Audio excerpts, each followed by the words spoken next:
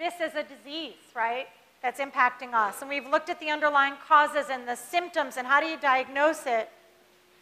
And for me, it came down to how do you treat it? How do you re-engage people? And so I created the Alive plan. It's easy to do. It's holistic medicine. It doesn't really cost. And it has its roots in one of the most important things a manager can do today. And that's to connect with their employees. Because I will tell you guys, this is not rocket science. It's probably one of the simplest things out there, which is why it amazes me that we're still at such epidemic proportions. It's about connecting with people. It's about having a conversation.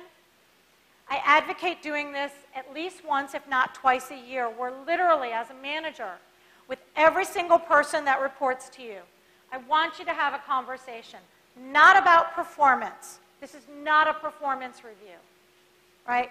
This is simply about connecting. Whether you have that meeting in your office or you invite someone out to coffee, that's the only place where it'll cost any money. And there are 5 steps to this conversation. I have a client in Salt Lake City, and I used to go out there a lot. And when you fly from San Francisco to Salt Lake, you're usually on one of these smaller planes, kind of like the 2 and 2 across. And I always sit in the aisle, and I was in my seat, and a guy came to get into the window seat next to me, and we met because his laptop fell and hit me in the head.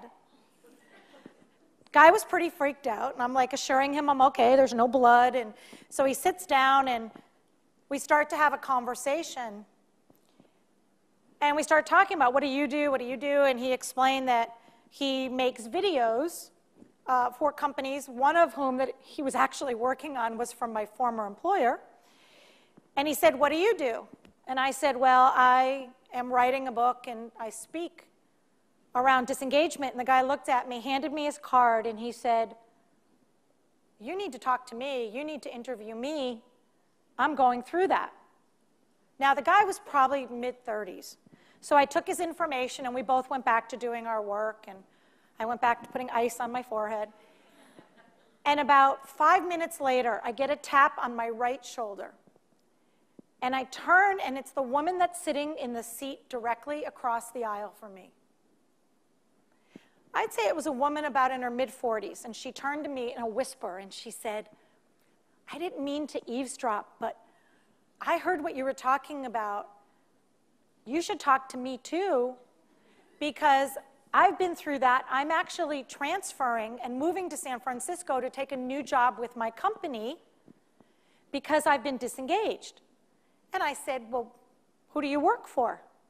She went like this, really, like quiet, pointed to her lapel, and it was the pin from the airline we were flying on.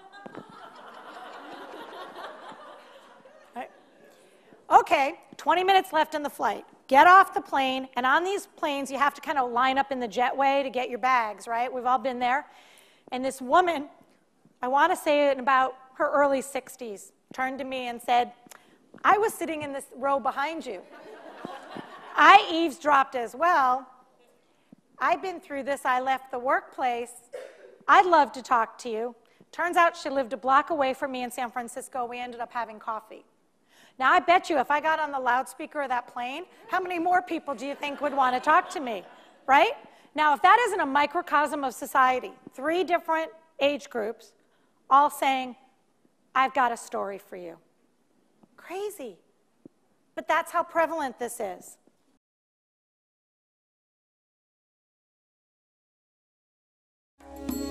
This is not just a workplace issue. This is a life and work issue. Because what happens at home affects you at work. What happens at work affects you at home. If you're dealing with any kind of a stress at home, let's say it's family issues or relationship or childcare or financial, whatever the case may be, when you get dressed in the morning, that stress gets dressed with you and goes into the office. If you're being bullied at work, like I was, you bring that home with you. It doesn't just stop at the door.